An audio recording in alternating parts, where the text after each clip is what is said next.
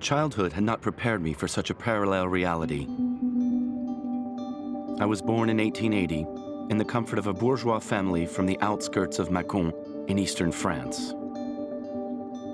My father was an honest man who worked in the noble profession of the wine trade.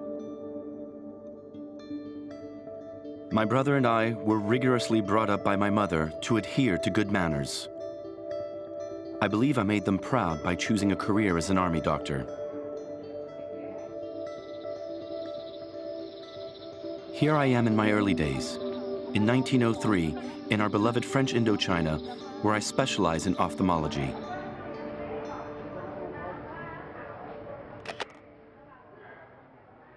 It's undoubtedly during that time, when I spent hours gazing into the eyes of others, that my passion for photography was born. The art of capturing life in the beauty or horror of the moment.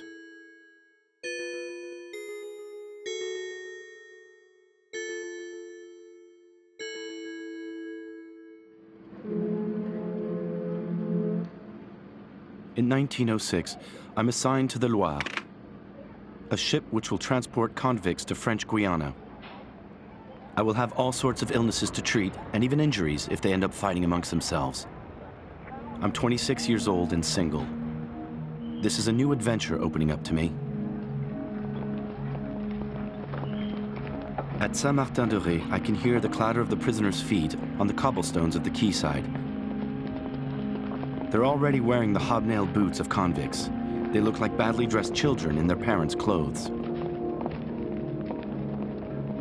Curious onlookers have come from afar to watch the procession of this human herd.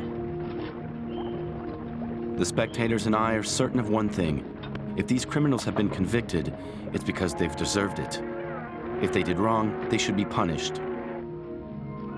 All the arrogance of the world shows in their eyes. They're afraid of nothing, neither the ocean nor French Guiana, even less so their bad fortune.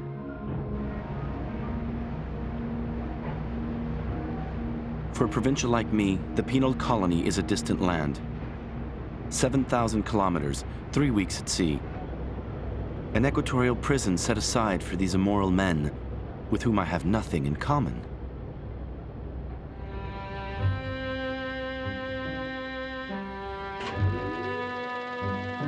The prison colonies were created in 1854.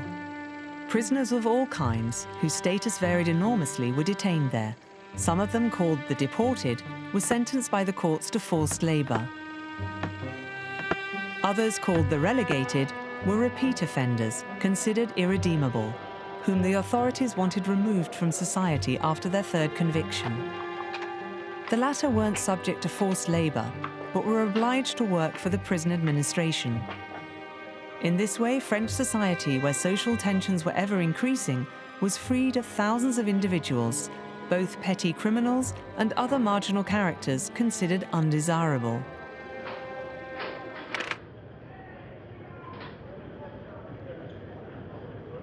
Our 400 prisoners, cooped up in a dozen or so cages, are only let out in small groups.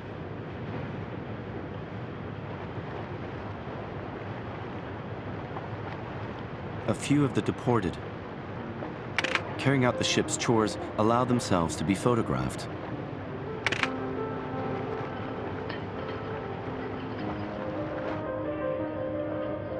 As I watch them shaving each other, I wonder how many cutthroats, perverts, and other remorseless monsters are crammed in here.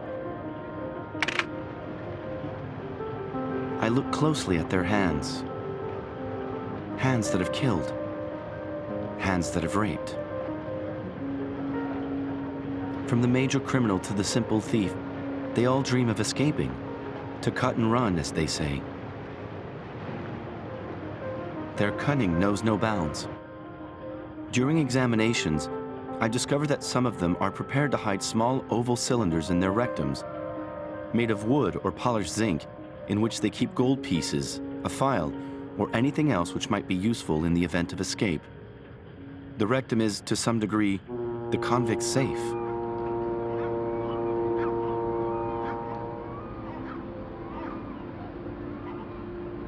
On the way to Guyana, we make a long detour via Algiers in order to take on board convicts from our African colonies. Arabs, Kabyles, French Algerians, blacks from Sudan and Madagascar, I estimate 200 in all.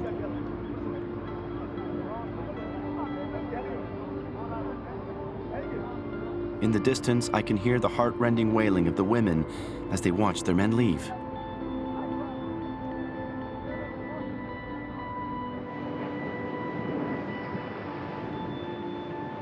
Friendly, bearded Captain Dano commands this floating prison with composure and is eager to talk of his memories. He has spent 20 years in his job, transporting the country's worst offenders. He often tells me about Joseph Plaigneur, known as Mandat, a Parisian pimp notorious for having attempted to murder a certain Leka. Both had been arguing over a young prostitute nicknamed Casque d'Or, Goldilocks. Their rivalry brought about gang war, and now here they are, the two Apaches both in prison. The figure of the Apache occupied an important place in people's imagination at the time. It was the name given by both the public and the press to the troublemakers accused of turning French towns into the Wild West. The Apache was uncontrollable, always on the wrong side of the law or on the lookout for a young girl to exploit. Mindful of their attire, wearing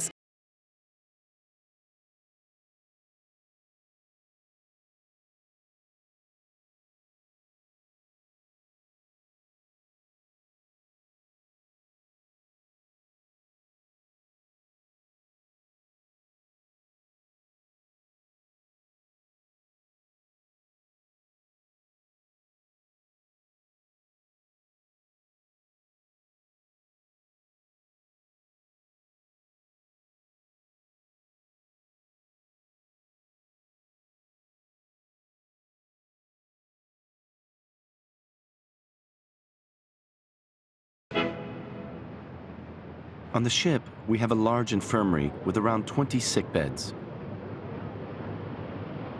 Every morning, during visiting hours, they're allowed to make the most of the sea air. Many of those whom I examine speak a vastly different language than academic French.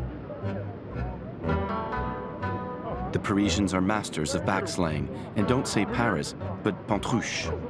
And they don't say bullet, but pruneau, prune. They all worship Mandat, the hero of underworld crime. When they take their shirts off, I see their tattoos.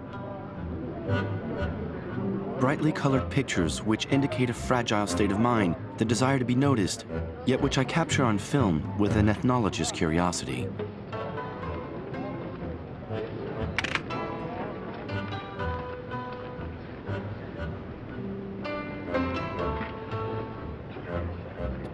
Below the waist, there are lewd messages such as love tap or lady's pleasure. Higher up on their chests, live freely or die.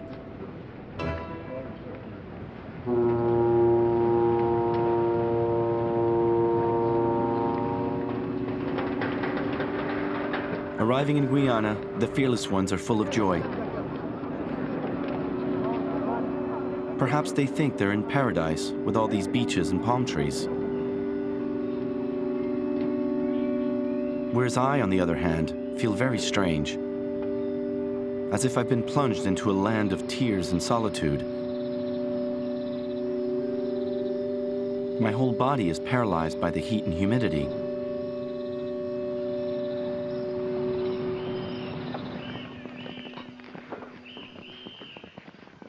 All those whom I knew on board are quickly separated and led to different areas according to their sentences.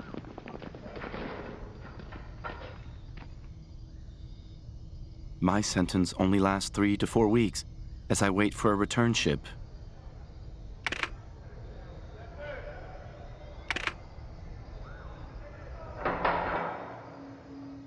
I use the time to carry out short medical missions alongside my colleagues who are here all year round. A surprise is in store for me when I visit the Ile Royale Hospital. Mandat the Apache, prison number 32776, has become a nurse and even an assistant on the surgical ward. According to the other doctors, he's both serious and reliable, Personally, I find him likable when he talks of his pride in wearing a white coat. Leica, his Parisian rival, is being held on another island. His case notes say that he knows how to read and write, but is particularly arrogant. No doubt that if these two crossed paths, knives would be drawn. I'm both repelled and attracted by French Guiana. I don't stay long in Cayenne, which seems like a rather shabby town. It'll take me some time to master the customs of this far-flung part of France and grasp the nuances between the many different areas, prisons, work sites, labor camps, and all the different categories of prisoners.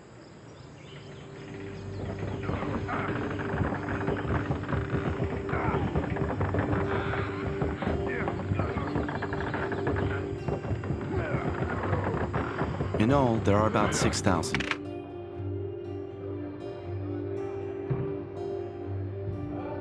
To my great surprise, many of them are willing to have me as company. They talk in low tones. Speaking is to exist as a human being.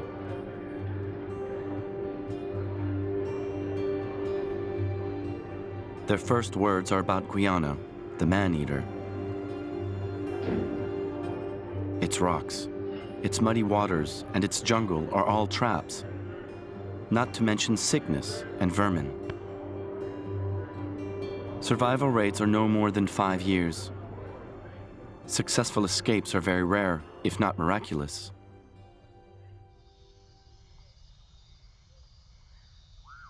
Perhaps this is why I too feel trapped, as if an invisible schoolmaster has ordered me to observe my surroundings and to put it all down in writing.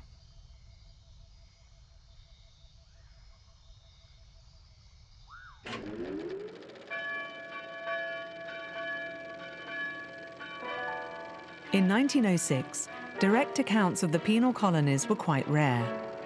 Many French people had only a fantasized image of this prison life, fueled by novels, plays, and the first cinema films. Penal colonies were a deterrent, a threat. If you're naughty, you'll be sent there. Disruptive children were sometimes told. In the public's eye, convicts aroused both fear and fascination. They embodied not just crime, but also the quest for freedom. Among politicians and intellectuals, this form of imprisonment was sometimes controversial, but never really called into question. For 4 years, my life has been divided between two worlds.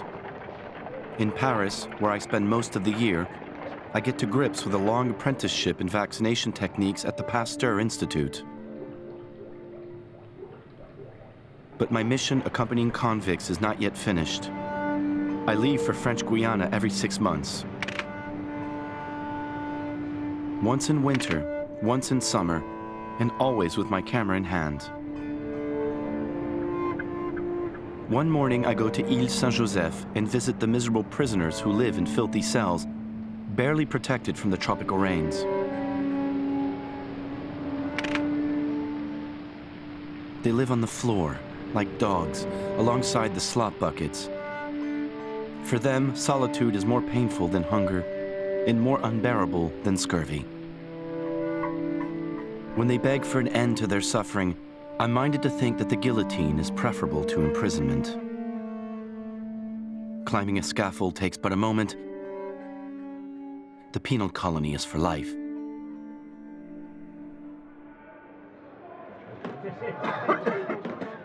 In other places, the worst scourge is promiscuity, bodies forced to be in close contact with other bodies.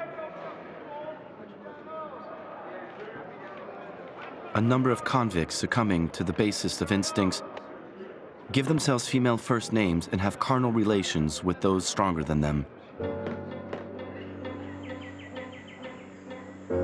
Is this the moral improvement, the road to atonement that justice claims to seek through penal colonies?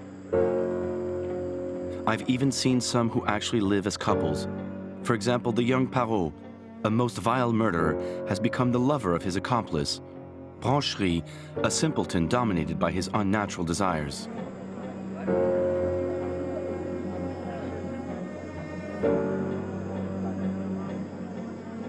Mandat is not like this.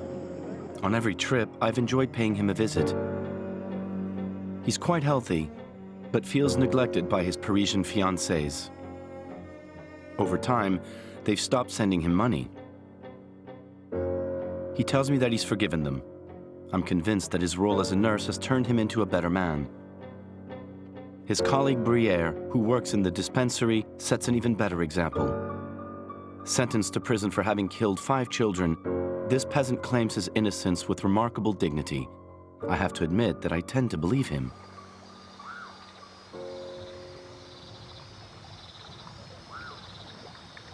The more I travel here, the more I venture into the hot belly of this feverish land.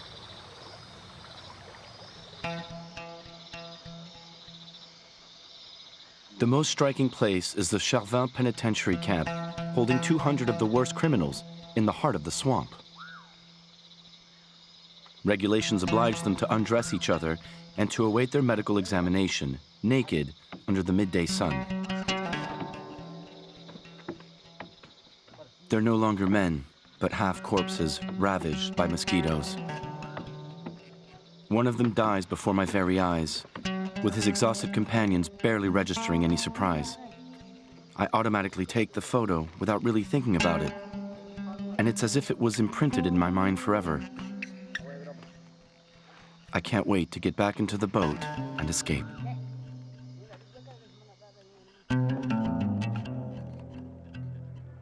But when it's time to return to mainland France, I feel somewhat ashamed for abandoning these ghostly figures, whose souls have no other choice but to wander this accursed land.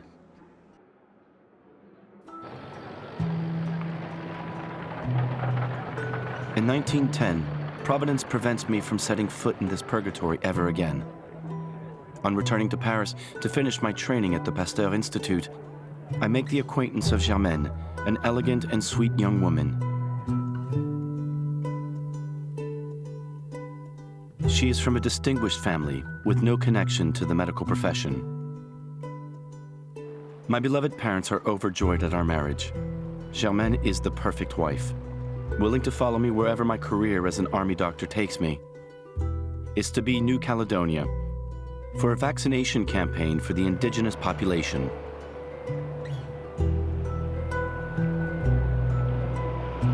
The voyage will be less testing, and with more gracious companions than the journey to Guyana.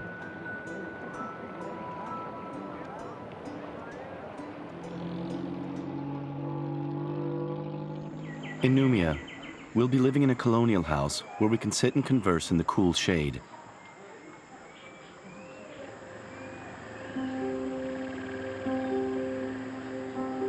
I get used to my routine quickly, and so does Germaine.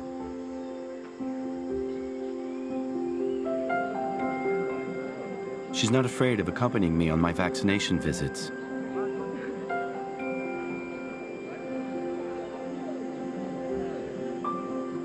We spend a lot of time with the Kanak people. The men are rather coarse, and the women unabashed in front of my camera.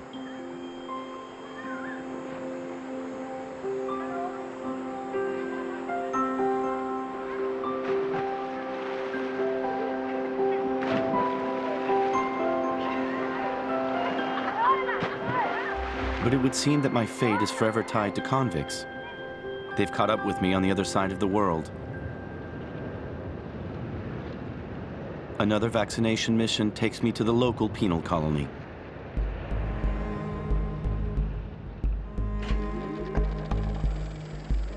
New Caledonia, the French territory neighbouring Australia, was for a long time seen as France's main overseas prison. Its penal colony was famous for having detained many political deportees. In 1897, prisoners were no longer sent there, as the authorities considered that conditions for inmates were too lenient. In 1910, there were still 4,000 men there.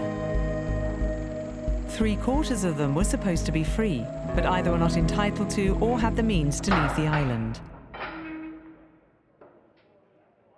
My visit, which the authorities view in a dim light, takes me to the deprived areas that they pretend don't exist. Here, the penal colony is dying a slow death. I think it'll take years, until the veterans have passed away, for it to finally close its gates. Outside the penitentiary, this poor blind fellow announces the comings and goings on his drum. 40 or so ragged lost souls continue to live in the mental asylum. Once more, the penal colony has taught me a lesson. In the bowels of the colony, there are many insane or half-sane men, sick men, but not criminals responsible for their acts. The worst place is the asylum of the released, where all those whom no one knows what to do with once their sentence is over end up. Wrecked men, for whom death does them a favor when it comes to call.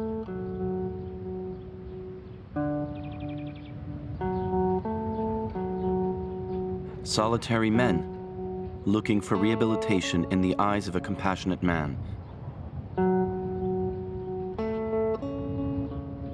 And I surprise myself by becoming that man, even with lepers.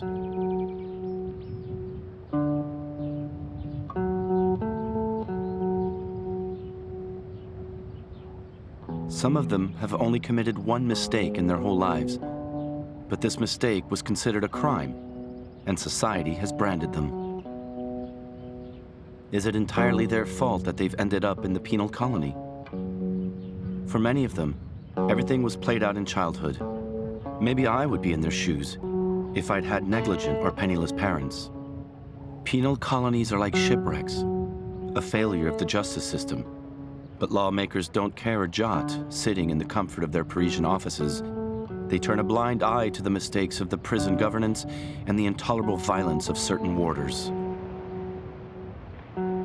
A jury who sentences a man to a penal colony will never know enough about where it's sending him. To understand this, you simply have to get close to the man, look him in the eyes, and find his essence, his humanity.